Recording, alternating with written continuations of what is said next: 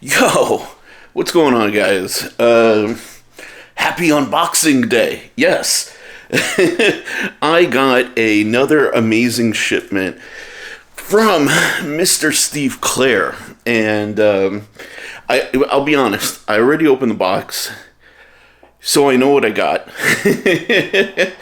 But I wanted to share it with you guys and see what he sent me to review. Shout out and thank you to Mr. Steve Cler. As usual, he is really, really, really bad for my bank account. I gotta admit. But he is also really amazing because he is the type of guy who is not afraid to use his knives. And he likes high quality stuff. So we have a bit in common.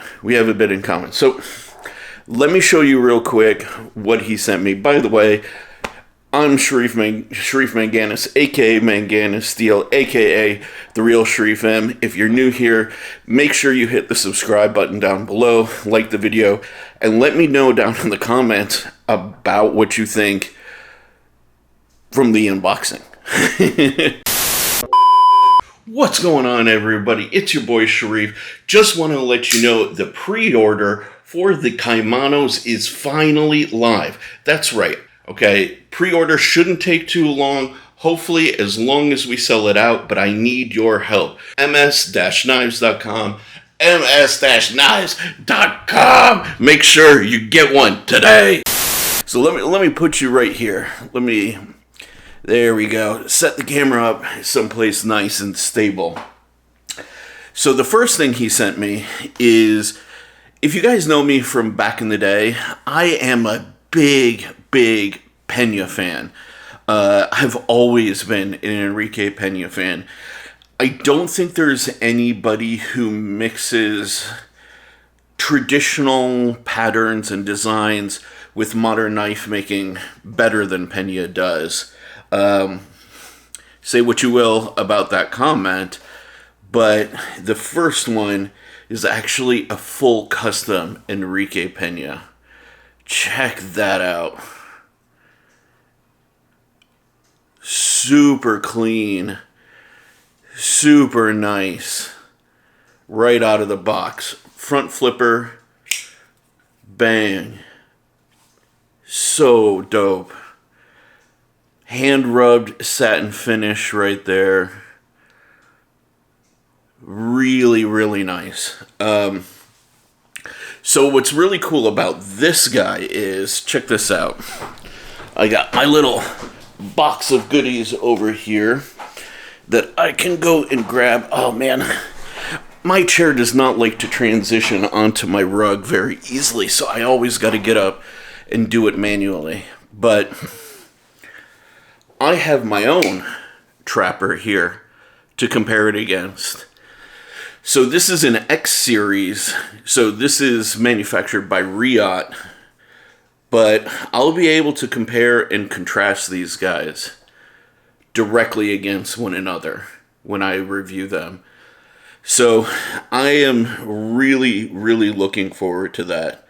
And there are immediate differences. One of which is the difference in the blade grind. Not just the finish, but the actual grind, which is very interesting. The X series has this little nail nick in it right here. Hopefully the camera's picking that up really clearly. That the custom does not. But man, these are incredibly similar. I'm actually also feeling like the custom may just be a little bit thicker overall. But dude, just these, oh God, I wish we could do this on production knives because it's so nice. Look at like the G10, the green right inside of there that comes into the separation between the bolster and the rest of the scale. It's just, everything is hand-fitted perfection. Love this multicolor green micarta, man. The layered micarta Usually I'm not a fan of green, but this is pretty. This is real pretty. Okay. So that's number one.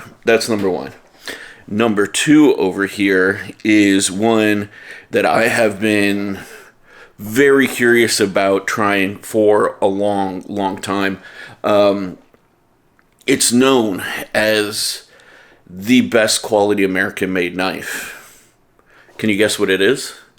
Drop your guess down in the comments below. No cheating.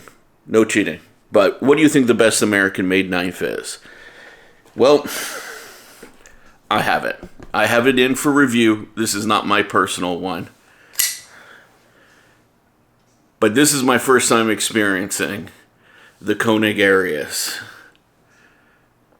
And first impressions, man, it's really nice. There are some really dope design details.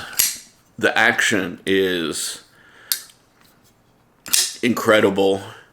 The ergonomics are pretty much perfect, right out of the box. But I'm going to have to see. I'm going to have to spend some time with this guy in particular. Largely because there's so much discussion about this being so good. And for the price point, I am going to be incredibly critical of it as a result. But lots of really, really nice details. One of the things that I don't think really comes through the pictures that a lot of people take is just how nice this feature of this continuation of this, like, I guess you could call it almost like a fuller grind all the way through here is. And it really adds something to the style. And what's really cool is they continue it through the pocket clip down in here. So it really feels like there's a continuation of form and shape through this thing. I wish more knives had this detail, though. I think it's really cool and surprisingly overlooked, to be honest. I'm shocked that they're like the only guys who've thought about that so far, because I've never seen it anywhere else. And closed, it's just a nice little design highlight. The real shit thing about that is anybody else who does do it is going to get criticized for kind of like copying this guy. But doing a continuous fuller grind, I don't think is something that Koenig can really say we own. But I'd like to see other knives do that. That's for sure. Okay. Last but not least, from the unboxing, this was a surprise, okay? Steve, if you're watching this, you, my friend, are an SOB in the best way possible, okay? So in the last batch of knives that Mr. Cler sent me, there was one that just absolutely gave me shivers every single time I handled it. And you're going to be seeing the review come out in the channel over the next couple of weeks. But it was a custom made by a guy. I don't know the actual knife maker's name, but his company's called R&H Customs, R&H Customs, or Knives. And the model that really truly shook me, was the Tasca 2. And it's so good. It's so well resolved and so well thought out that basically I decided it's going to be my next like high-end or custom knife purchase. However, Mr. Cler was really excited to share that one with me, and then this dude went and got a second one. and then he sent that one to me. The first one was just stunning. I mean, DLC coated M390 blade, bit of the blade shape is kind of like a drop point Tanto mix. It's the most subtle Tanto you've ever possibly seen. But it had just stunning details to it, marbled carbon fiber, and just sexiness. And I think Steve just went ham with this spec a bit, which is just incredible. You've got a hand-rubbed L-Max blade, which I think was a great call. Personally, if I ever get a Tasca 2, it's going to be in L-Max. I'm 100%, convinced. This one, he did end-cut carbon fiber. I don't know if that's going to come through. But, dude, it's like end-cut carbon fiber in scales like this big is incredible, right? Just bronze anodized titanium inside, Damascus backspacer, and pocket clip. I mean, this thing is hot. Just,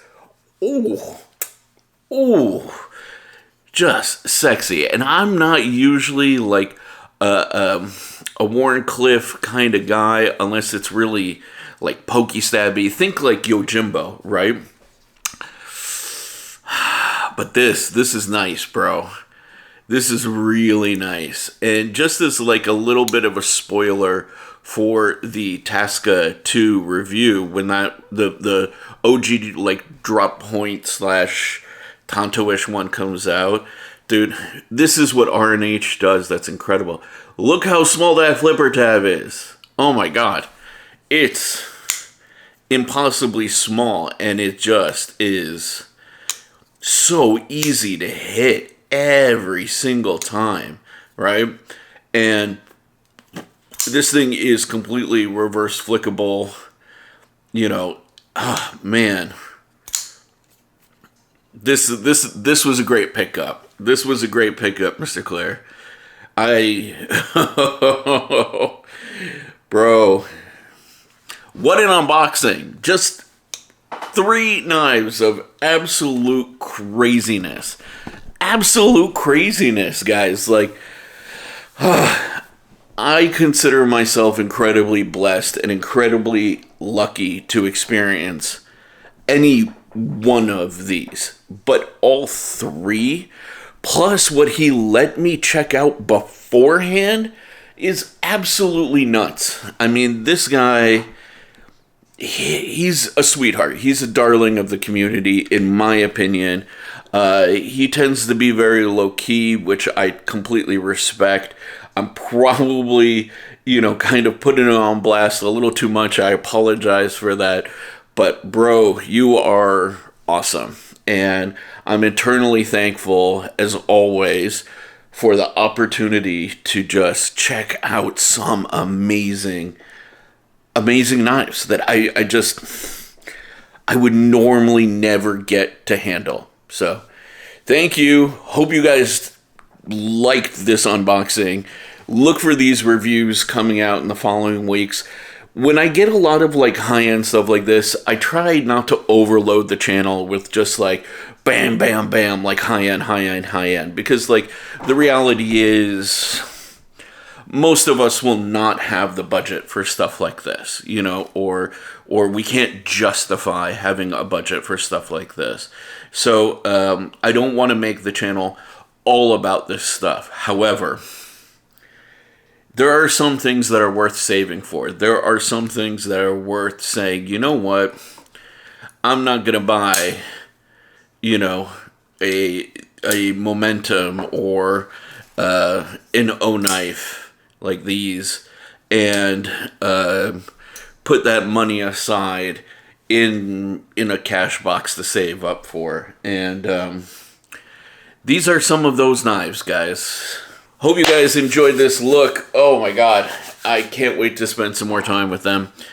Love you guys. Appreciate you being here. Make sure you get yourself a kimono, and I'll catch you guys in the next one.